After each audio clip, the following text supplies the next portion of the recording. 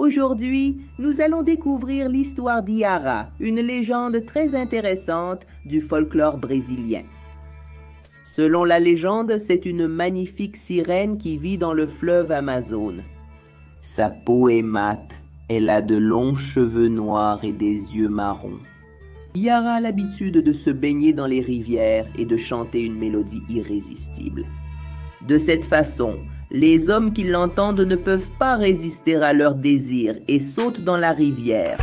Elle a le pouvoir d'aveugler ceux qui l'admirent et d'emmener au fond de la rivière tout homme qu'elle souhaite épouser.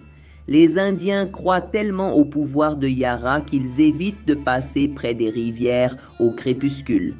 Pour éviter d'être ensorcelés, ils mettent des feuilles ou des brindilles dans leurs oreilles dans l'espoir de bloquer le son. Waouh, quelle belle voix! Ah, je suis amoureux. Selon la légende, Yara était une guerrière indienne, la meilleure de la tribu, et recevait de nombreux éloges de son père, qui était le pagé. Les frères, jaloux de Yara, décidèrent de la tuer pendant la nuit, alors qu'elle dormait. Yara, qui avait l'ouïe très fine, les entendit s'approcher et les tua. Craignant la réaction de son père, Yara s'enfuit très loin de sa tribu. Cependant, il organisa des recherches et réussit à la retrouver cachée dans la forêt, comme punition pour la mort de ses frères. D'une flèche en plein cœur, elle fut jetée à la confluence des rivières Negro et Solimo. Certains poissons emmenèrent la jeune fille au fond de l'eau et la transformèrent en une magnifique sirène. Depuis lors, Yara continue de chanter et d'hypnotiser les hommes.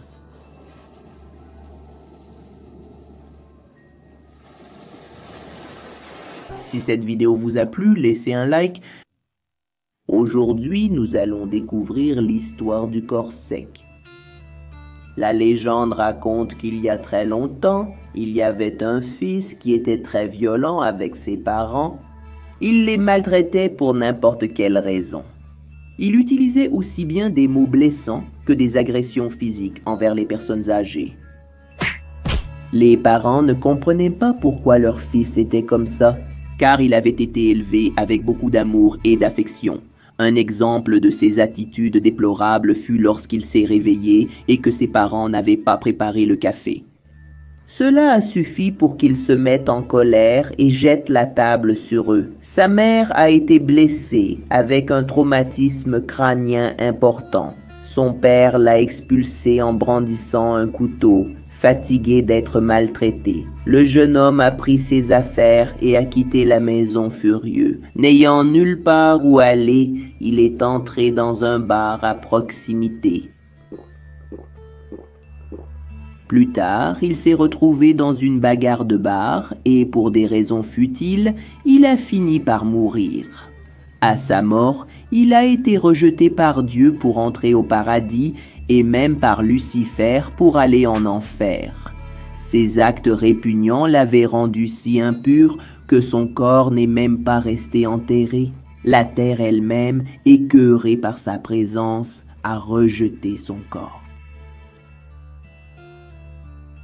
Ainsi, il a été obligé d'errer partout, le corps complètement pourri, encore plein de haine dans le cœur, faisant du mal à tous ceux qui croisaient son chemin. Il y a des témoignages de personnes qui ont vu le corps sec près des arbres. Selon elles, cette créature reste accrochée au tronc de l'arbre et, lorsque quelqu'un passe à proximité, elle se jette sur lui en lui donnant une étreinte mortelle. Sa source de nourriture est le sang humain. C'est la seule chose qui apaise sa faim. Laisse un like pour que le corps sec ne t'attrape pas.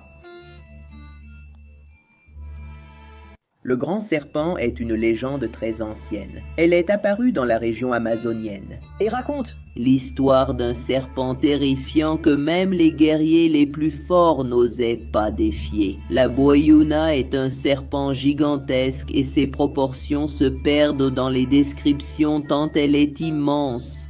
Selon certaines versions, elle peut prendre la forme de grands bateaux ou même de navires, ce qui fait que de nombreux navigateurs s'y trompent. La plupart du temps, elle reste dans l'eau à attendre ses proies. Selon les légendes, elle attire les pêcheurs avec ses yeux. Ils brillent tellement qu'on les confond avec des torches ou des lanternes. Quand le pêcheur voit cela, il va naturellement vérifier ce que c'est. Lorsqu'il est à portée, Boyuna lance son attaque mortelle. D'une seule morsure, il ne reste plus rien. D'autres descriptions de la créature disent qu'elle peut refléter la lumière de la lune, ce qu'elle utilise souvent pour se camoufler et piéger ses victimes. Elle préfère chasser les humains, car ainsi elle peut se transformer en humain et aller dans le village des tribus, et s'infiltrer pour s'accoupler et avoir ses descendants qui prendront plus tard sa place dans les eaux. Une légende très célèbre sur la créature raconte l'histoire d'une indienne qui vivait en Amazonie et qui est tombée enceinte de la Boyuna. Elle a eu 2 enfants, un garçon et une fille. Ils sont nés avec une apparence très différente, une forme hybride. Ils ressemblaient plus à des serpents qu'à des humains. Cela a poussé leur mère à les jeter dans la rivière. Elle pensait que c'était une punition divine et a jeté les enfants dans la rivière. Là, dans les eaux froides, ils ont grandi et ont pris leur forme de Boyuna. Ainsi, un nouveau cycle a commencé.